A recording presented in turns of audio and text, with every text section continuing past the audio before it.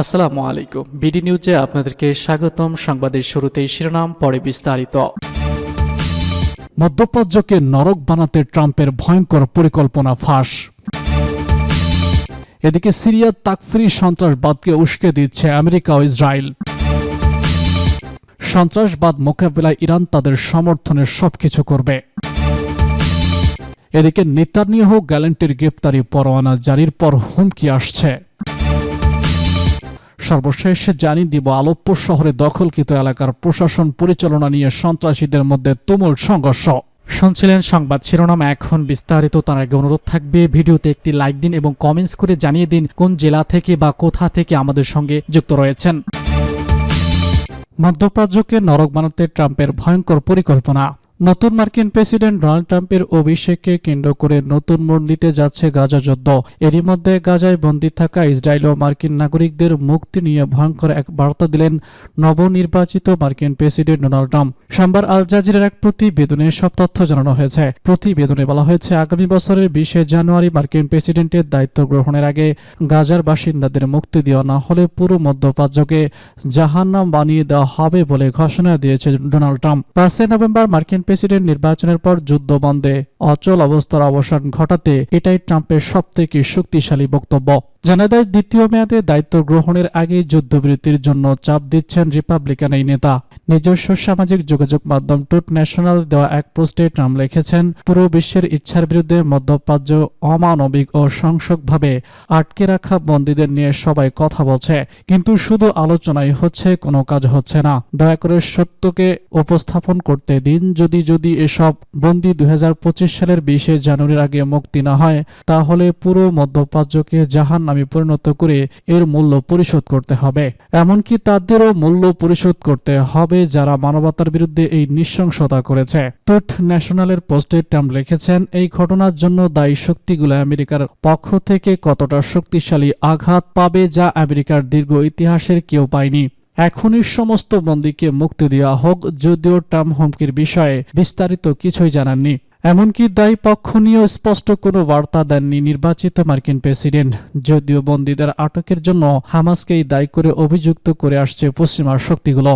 এর আগে যুদ্ধ বন্ধ করার শর্তে বেশ কয়েকবার বন্দীদের মুক্তি নিয়ে আলোচনা করতে চেয়েছিল হামাস। যদিও ইসরায়েলি প্রশাসন স্বাধীনতাকামী এই সংগঠনটিকে নিশ্চিহ্ন করার আগে যুদ্ধ চালিয়ে যাওয়ার সিদ্ধান্ত অবিচল রয়েছে। ট্রাম্পের এমন পোস্টের পরই মাইক্রোডিং সাইট ফক্স এর প্রতিক্রিয়া জানিয়েছে ইসরায়েলি প্রেসিডেন্ট হাইব্যাক আরবান লিখেছেন, আপনাকে ধন্যবাদ ও দোয়া রইল নবনির্বাচিত প্রেসিডেন্ট ডোনাল্ড ট্রাম্প। আমরা সবাই মিলে দোয়া করি সেই মুহূর্তই দেখার জন্য যখন আমাদের বোন ও ভাইরা ঘরে ফিরে আসবে।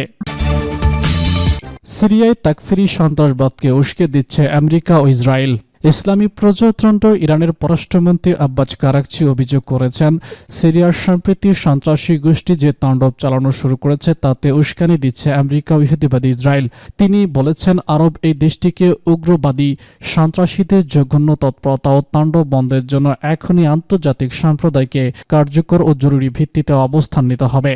ইরানের পবিত্র আশতাহ নগরীতে আজ অর্থনৈতিক সহিংসতা সংস্থা বা ইকোর পরিষদ মন্ত্রীদের সম্মেলনে এসব কথা বলেছেন কারাকজি।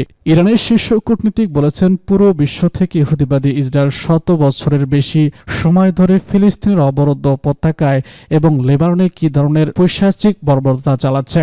লেবাননে ইসলামী প্রতিরোধ আন্দোলন হিজবুল্লাহ এবং ইহুদিবাদী ইসরায়েলের মধ্যে যুদ্ধবিরতি চুক্তির অভিযোগ নিয়ে সিরিয়ার উগ্র তাকফিরি সন্ত্রাসীদের নতুন করে তাণ্ডব শুরু করার নিন্দা জানিয়েছে ইরানের পররাষ্ট্রমন্ত্রী। বলেন, এসব সন্ত্রাসী গোষ্ঠী ইহুদিবাদী ইসরায়েল এবং আমেরিকার সমর্থন নিয়ে পুনর্গঠিত হয়েছে। সিরিয়ার সন্ত্রাসীদের এই সাম্প্রতিক তাণ্ডবের বিরুদ্ধে তিনি আন্তর্জাতিক সম্প্রদায়কে দ্রুত এবং কার্যকর পদক্ষেপ নেওয়ার আহ্বান জানান। একই সাথে আঞ্চলিক দেশগুলোকে বিশেষ করে সজাগ ও সতর্ক থাকারও আহ্বান জানান কারাকচি। গত সপ্তাহে বিদেশি মদতপুষ্ট উগ্র তাকফিরি গোষ্ঠী হায়াতে তাহরির শাম সিরিয়ার আলেপ্পো এবং ইদলিব প্রদেশে আকাঙ্ক্ষিকভাবে হামলা চালায় এবং বেশ কয়েকটি শহর ও গ্রাম দখল করে নেয়। তবে ইতিমধ্যে সিরিয়া ও রাশিয়া সেনারা পাল্টা প্রতিরোধ গড়ে তুলেছে এবং সম্মিলিত বাহিনীর বিমান হামলায় 1300-র বেশি সন্ত্রাসী নিহত হয়েছে। সন্ত্রাসবাদ মোকাবেলায় ইরান তার সামর্থ্যের সবকিছু করবে। ইসলামী প্রজাতন্ত্র ইরানের প্রেসিডেন্ট মাসুদ পেজেশকিয়ান বলেছেন, সিরিয়ার উগ্র সন্ত্রাসীদের মোকাবেলায় ইরান প্রতিবেশীদের সহযোগিতা নিয়ে তার সামর্থ্যের ভিতরে সবকিছু করবে। গতকাল রাতে টেলিভিশনে সরাসরি সম্প্রচারিত এক সাক্ষাৎকারে এসব কথা বলেছেন প্রেসিডেন্ট মাসুদ পেজেশকিয়ান। তিনি বলেছেন, সম্প্রতি তিনি সিরিয়ার প্রেসিডেন্ট বাশার আল সাদাত, কাতারের আমির এবং ইরাকের প্রধানমন্ত্রীর সাথে টেলিফোনে কথা বলেছেন। এসব ফোন আলাপে সবাই একমত হয়েছেন যে এই অঞ্চলকে নতুন করে কোনো যুদ্ধ এবং রক্তপাতের মধ্যে ফেলতে পারতে। প্রেসিডেন্ট পেজেশকিয়ান বলেছেন, আমরা প্রত্যেকটি দেশের ভৌগোলিক অখণ্ডতা এবং সার্বভৌমত্বের প্রতি সম্মান করি এবং মনে করি এগুলো কোনোভাবেই লঙ্ঘন করার সুযোগ দেওয়া ঠিক হবে না। ইরানের প্রেসিডেন্ট আরও বলেছেন, নিরাপত্তা ও স্থিতিশীলতা প্রতিষ্ঠা এবং সন্ত্রাসবাদের বিরুদ্ধে লড়াইয়ের জন্য আমাদের পক্ষে যা কিছু সম্ভব তার সবই করব। এর জন্য আমাদের চেষ্টার সাথে প্রতিবেশী এবং বন্ধু প্রতিম দেশগুলোকে সমন্বিত করব।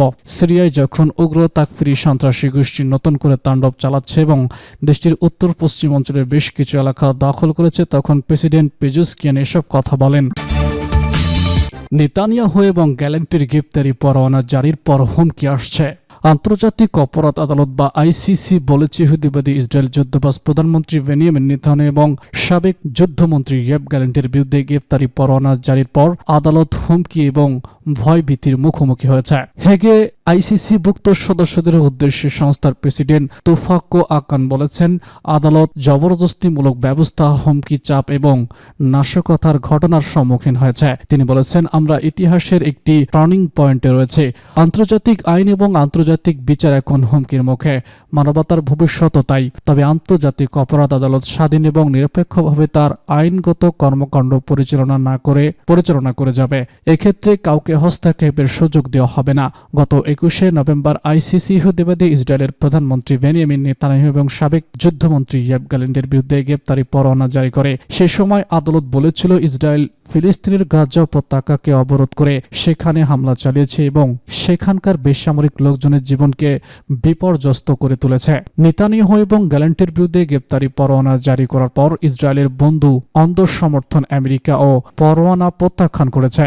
এমনকি মার্কিন রিপাবলিকান দলের কোনো সিনেট আইসিসি এর উপর পূর্ণাঙ্গ নিষেধাজ্ঞা আরোপের জন্য প্রেসিডেন্টকে জো বাইডেনের প্রতি আহ্বান জানিয়েছেন। এ সম্পর্কে আইসিসির সভাপতি বলেন, কিছু নির্বাচিত কর্মকর্তা মারাত্মকভাবে হুমকি দিচ্ছেন এবং জাতিসংঘ নিরাপত্তা পরিষদের একটি স্থায়ী সদস্য গ্রেপ্তারি পরোয়ানা জারি করছে। তিনি বলেন, যদি আদালত ভেঙে পড়ে তবে সমূহ বিপদ রয়েছে। আলেপ্পো শহরে দখলকৃত এলাকার প্রশাসন পরিচালনা নিয়ে সন্ত্রাসীদের মধ্যে সংঘর্ষ। সিরিয়ার সেনাবাহিনীর লক্ষ্য সন্ত্রাসীদের অবকাঠামো ধ্বংস করা, হামা শহরে শান্তি প্রতিষ্ঠা করা। আলেপ্পো শহরের প্রশাসনিক এলাকার সন্ত্রাসীদের কাছ থেকে ফের দখল করা ইদলিব সন্ত্রাসীদের অবস্থানের উপর সিরিয়ার সেনাবাহিনী বিমান হামলা, ইরাক থেকে সামরিক সরঞ্জাম আনাকে সহজ করা এবং পূর্বপুরি সন্ত্রাসীদের অভিযান ঠেকানো। সিরিয়ার সামরিক বাহিনী সন্ত্রাসী গোষ্ঠীর অবকাঠামো ধ্বংস করা এবং তাদের অস্ত্র কমান্ডো সেন্টার, অপারেশন কক্ষ, ত্রাণ কনভয় এবং তাদের মধ্যে যোগাযোগ লাইন ধ্বংস করার দিকে মনোনিবেশ করেছে। আল আলম নেটওয়ার্কের বরাত দিয়ে পাস্টোডে জানিয়েছে, সিরিয়ার সেনাবাহিনীর হামলার ফলে সন্ত্রাসী গোষ্ঠীগুলো দুর্বল হয়ে পড়েছে এবং তাদের আক্রমণের শক্তি, অস্ত্র ও একাংশ হারিয়েছে এবং তাদের মধ্যে যোগাযোগের সুযোগও নষ্ট হয়েছে। আল আলম নিউজ নেটওয়ার্কের প্রতিবেদক সিরিয়ার হামা শহরের আল সামি স্কোয়ার থেকে এক প্রতিবেদনে জানিয়েছে, সন্ত্রাসী গোষ্ঠীগুলো হামার উত্তর পূর্ব অঞ্চলীয় এলাকায় বেশ কয়েকটি গ্রাম দখল করার চেষ্টা করেছিল, কিন্তু এখন এই এলাকায় যান চলাচল স্বাভাবিক হয়েছে। এই রিপোর্ট অনুযায়ী সশস্ত্র গোষ্ঠীর হাত থেকে এই এলাকাগুলো মুক্ত করার পর মানুষ তাদের কাজ ফিরেছে। আল মায়াদিনের রিপোর্টে জানিয়েছেন, তেহরির আশ-শাম এবং ইউস আল ইমানের সন্ত্রাসীরা আলেপ্পো শহরের দখলকৃত এলাকা প্রশাসনের উপর নিয়ন্ত্রণ প্রতিষ্ঠার জন্য তারা একে অপরকে হত্যা করেছে এবং সংঘাতে লিপ্ত হচ্ছে। আল মানের প্রতিবেদন বলেছেন, সন্ত্রাসীদের মধ্যকার এই অবরোধ খুবই প্রবল এবং তাদের মধ্যকার সংঘর্ষের জেরে শাহরির আশ-শাম কমিটির অন্যতম নেতা সাবিদেব স্তম্বল নিহত হয়। এই প্রতিবেদক জৈশ আল ইসলামের সঙ্গে সম্পৃক্ত বেশ কয়েকজনকে গ্রেফতারের কথাও জানিয়েছে। সিরিয়ার বিমান বাহিনী দেশের বিভিন্ন অঞ্চলের সন্ত্রাসীদের অবস্থান লক্ষ্য করে বোমা বর্ষণ করেছে। সিরিয়ার প্রতিরক্ষা মন্ত্রণালয় এক বিবৃতিতে ঘোষণা করেছে, আলেপ্পোর উপকণ্ঠে আল সাফিয়া শহরের কাছে সিরিয়া ও রাশিয়ার যৌথ বোমা হামলায় কয়েক ডজন জঙ্গি হতাহত হয়েছে। দামেস্ক এবং মস্কোর মধ্যে চুক্তি অনুযায়ী রাশিয়ার কাছ থেকেও অস্ত্র সিরিয়ার এই প্রদেশের হামিম ঘাঁটিতে স্থানান্তর করা হবে এবং আলেপ্পো এবং ইদলিবে সন্ত্রাসীদের বিরুদ্ধে লড়াইয়ে এইসব অস্ত্র ব্যবহার করা হবে। সিরিয়ার স্বাস্থ্য মন্ত্রণালয় জানিয়েছে, আলেপ্পোর বর্তমান পরিস্থিতির কারণে এই প্রদেশের স্বাস্থ্যসেবা ভেঙে পড়েছে।